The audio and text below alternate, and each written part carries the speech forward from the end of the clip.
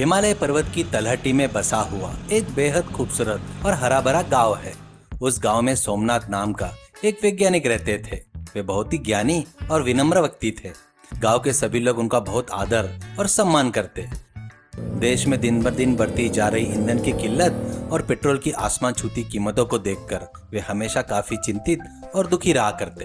विदेशों में ईंधन मंगवाने की जरूरत ही न पड़े और हमारे अपने देश में मुफ्त में या फिर बड़ी ही कम लागत में ईंधन कैसे तैयार की जाए, इसी बात को लेकर वे रात दिन अपनी प्रयोगशाला में सोचा करते।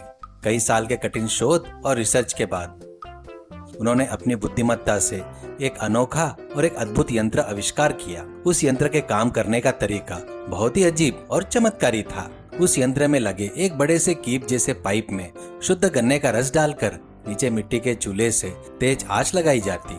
उस आंच की गर्मी से गन्ने का रस अच्छी तरह उबलने लगता और भाप में तब्दील होकर लगे पाइपों के जरिए आगे बढ़ता। आखिरकार वह शुद्ध पेट्रोल का रूप लेकर दूसरी तरफ रखी एक बड़ी कांच की शीशी में बूंद बूंद करके गिरने लगता। इसे देखकर सोमनाथ बहुत ही खुश हुए। उनकी प्रयोगशाला में बेचू नाम का एक नौकर काम करता। वो बेहद ही धोखेबाज और लालची इंसान था। एक दिन सुबह सोमनाथ ने उस यंत्र में गन्ने का रस डाला, उसे सफलतापूर्वक पेट्रोल निकाला। बेचू ने यह सब अपनी आंखों से देख लिया। उसे देखकर उसकी आंखों में बड़ी सी लालच आ गई।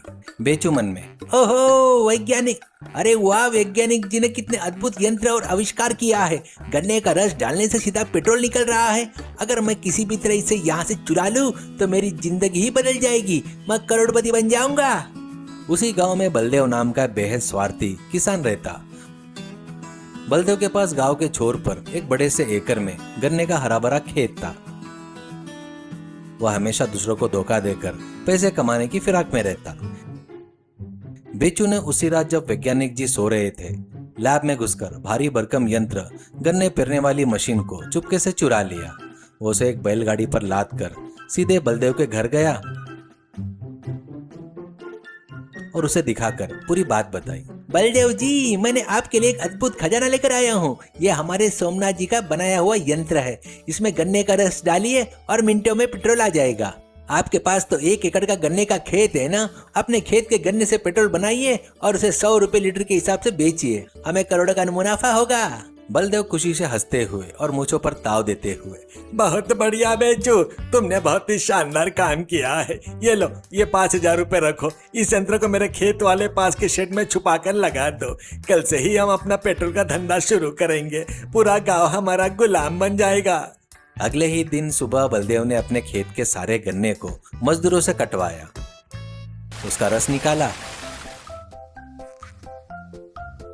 उस अनोखे यंत्र में डाल दिया, नीचे तेज आंच सुलगा दी। कुछ ही देर में यंत्र गर्म हो गया और उसमें गर्मा गर्म शुद्ध पेट्रोल निकलना शुरू हो गया। बलदेव ने उस पेट्रोल को डिब्बों में भरा और अपने घर के बाहर एक बोर्ड टांग दिया, बलदेव देसी पेट्रोल बंक, लीटर केवल 50 रुपए। यह बात पूरे गांव में आग की तरह फैल गई। जिन लोगों के पास गाड़ियां थी वे सब दौड़े हुए आए और बलदेव से कम कीमत पर पेट्रोल खरीदने लगे। दूसरी तरफ अपनी प्रयोगशाला से यंत्र चोरी हो जाने की बात पता चलने पर सोमनाथ बहुत दुखी हुए। जब उन्हें यह बात पता चली कि बलदेव अपने घर के बाहर गन्ने के रस से बना पेट्रोल बेच रहा है तो वो सीधे बलदेव के खेत पर पहुंचे। उनके साथ गांव के कुछ लोग भी वहां पर आ गए। अरे बलदेव, ये यंत्र मेरा है। मेरे प्रयोगशाला से मेरे नौकर बेचू ने इसे चुराया है, तुम्हें बेच दिया। ये यंत्र मैंने देश के लिए बहुत मेहनत से बनाया है। शराफत से मेरा यंत्र मुझे वापस कर दो। बलदेव जोर से हंसते हुए और अहंकार में, ए बुड्ढे वैज्ञानिक, क्या बकवास कर रहे हो तुम। इस यंत्र को रात दिन मेहनत करके अपने दिमाग से मैंने खुद बनाया है। ये मेरा देसी जुगाड़ है। तुम मुझी पर चोरी का इल्जाम लगा रहे हो, तुम इससे यहाँ से चले जाओ वरना मजदूरों से तुम्हें पिटवाऊंगा। संभल कर रहो। बलदेव ने अहंकार में आकर वैज्ञानिक जी को अपमानित किया और वहाँ से भगा दिया। यह देखकर गाँव वाले को बहुत गुस्सा आया क्योंकि वे सोमनाथ को बहुत अच्छा मानते, उनका बड़ा सम्मान करते। लेकिन बलदेव के डर से उस समय वे कुछ न बोल पाए। मगर दिन बीतते गए। बलदेव अपने 1 एकड़ से लगातार गन्ने काटता रहा, रस निकालकर पेट्रोल बेचता रहा और खूब पैसा कमाता रहा।